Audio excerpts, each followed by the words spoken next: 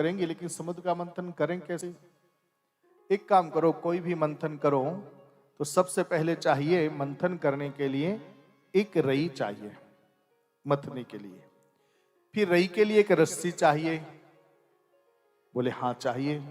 बोले भगवान ये रई कहां से आएगी और ये रस्सी कहां से आएगी? बोले एक काम करो, मंद्राचल पर्वत को लेकर के आओ और उसकी बिलोनी बनाओ। मंद्राचल पर्वत को लेकर के आए, मंद्राचल पर्वत को उसमें डाला। अब पानी में पत्थर डालोगे तो डूबेगा ही डूबेगा। अब डूबने लगा। बोले भगवान ये तो डूबने लगा, क्या करें? भगवान ने कहा चिंता मत करो, मैं आता हूं। तुरंत भगवान आए तो कच्छप का रूप धारण किया और कच्छप बनकर के मंद्राचल पर्वत को अपनी पीठ पर धारण कर लिया। बोले कच्छप भगवान की, भगवान का कच्छप अवतार हो गया। भैया रस्सी कहां से आए? भगवान ने कहा वासुकी नाग को लेके आओ।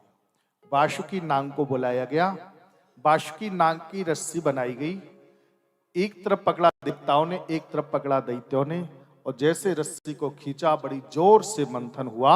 और जैसे मंथन हुआ तो मंथन होते होते होते होते क्या हुआ? सबसे पहले हलाहल जहर निकला। अब जैसे हलाहल जहर निकला, अब जो जहर निकला, जहर ऐसा था अगर कहीं इधर की हवा चले तो जितनी उसकी हवा से जितने वृक्ष होते थे ना, सब सूख जाते थे। अब लोगों ने सोचा भी क्या करेंगे कि थोड़ी देर तक ये जहर बना रहा ना तो महाप्रलय हो जाएगी, क्या करें? भगवान से कहा प्रभु क्या करना चाहिए? भगवान बोले एक काम करो, कोई इस जहर को पान कर लो। बोले जहर को पान? बोले हाँ, अगर कि जहर को पान किया तो भगवान फिर तो मर ही जाएंगे। भगवान मंथन किया था अमृत के लिए, अमृत तो निकला नहीं, जहर निकले आया। भगवान बोले हाँ ये अच्छे काम की पहचान है। अगर कहीं कोई अच्छा काम करोगे तो अच्छे काम में परेशानी पहले आती है और बुरे काम में परेशानी बाद में आती है। अब जहर निकला है तो इसको पान कर लो। देवता बोले भगवान अपने राम तो पान नहीं करेंगे। भगवान ने एक लोभ दिया इनको, बोले एक काम करो, इस जहर को जो पान करेगा उसका हम प्रमोशन कर देंगे। अच्छा प्रमोशन में क्या करोगे? बोले जो जहर को पान करेगा, अभी तुम देव हो ना, फिर तुमको महादेव बना देंगे। देवता बोले जब जहर पान कर लेंगे, जब जहर पान करेंगे तो मर ही जाएंगे, फिर काय के महादेव बनेंगे? कोई तैयार नहीं होता। अब कोई तैयार नहीं हुआ, भोलेनाथ के पास पहुंच गए सभी देवता।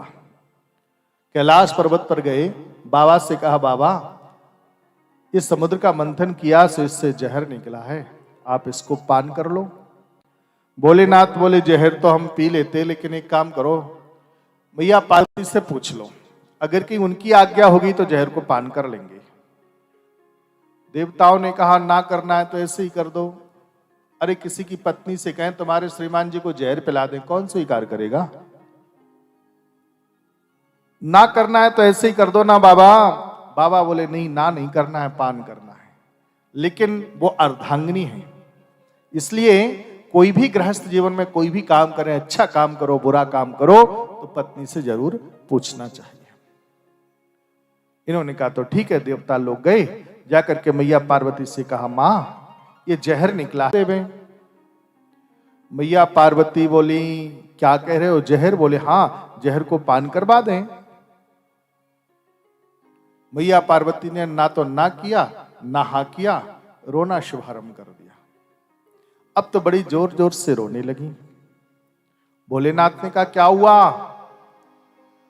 और गले पड़ गई, अब क्या करूं? भोलेनाथ बोले देवी तुम इसलिए रो रही होगी, तुमने सोचा होगा मैं जहर पान कर लूंगा और जहर पीऊंगा तो फिर मैं मर जाऊंगा, इसलिए रो रही हो। मैया पार्वती बोली नहीं इसलिए नहीं रो रही। बोले क्यों? मुझे पता है भगवान। बोले क्या? महाकाल प्रभु आप हैं और काल सके नहीं खाए। भगवान आप तो महाकाल हो, काल क्या बिगाड़ेगा तुम्हारा?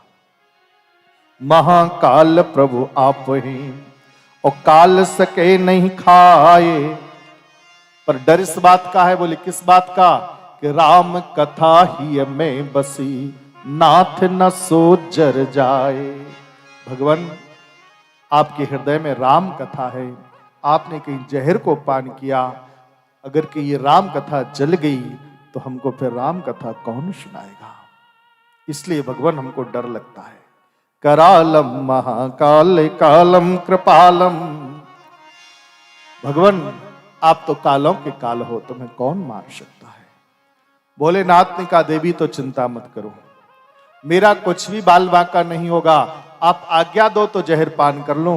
भैया पार्वती ने कहा भगवान कुछ नहीं बिगड़ेगा मेरी कथा का, तो पान कर लो। जहर को पान किया, और जैसे जहर को पान किया तो आप जब जहर को पिया तो जहर चलते चलते चलते चलते चलते चलते कंठ तक आ गया। अब जो कंठ तक आया, कंठ तक भरी हुई थी राम कथा, तो अंदर से आवाज आई भैया अंदर जगह नहीं है, कहां आ रहे हो। जहर बोला मुझे अंदर आना है, राम कथा बोली अंदर तो जगह ही नहीं है। बोले बिल्कुल भी जगह नहीं है, बोले नहीं। तो अब क्या करूं, राम कथा बोली बाहर निकल जाओ। जहर बोला बाहर कैसे निकल जाऊं। भोलेनाथ से कहा बाबा इधर तो गड़बड़ हो रहा है। बाबा बोले क्या हो रहा है। बाबा अंदर जगह नहीं है। क्यों। बोले अंदर से आवाज आ रही नो वैकेंसी। भोलेनाथ ने कहा अच्छा ऐसा है। बोले हाँ।